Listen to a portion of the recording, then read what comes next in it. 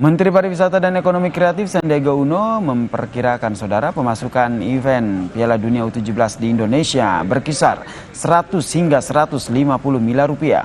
Soal jumlah penonton yang terbilang sepi di beberapa stadion, Sandiaga pun berjanji pemerintah akan meningkatkan promosi hingga jelang final.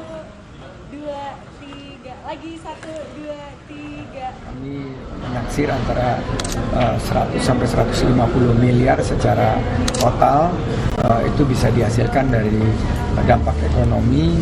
Ya, tentunya kita akan tingkatkan dengan promosi yang lebih gencar, dan ini masih penyisihan, jadi nanti kalau sudah meningkat dan demamnya sudah mulai terasa, saya yakin akan semakin banyak yang menonton perhelatan Piala Dunia ini. Terima kasih Anda telah menyaksikan Kompas Malam hanya di Kompas TV Independen Terpercaya. Saya Yasir Nene Ama pamit. Selamat malam, salam sehat.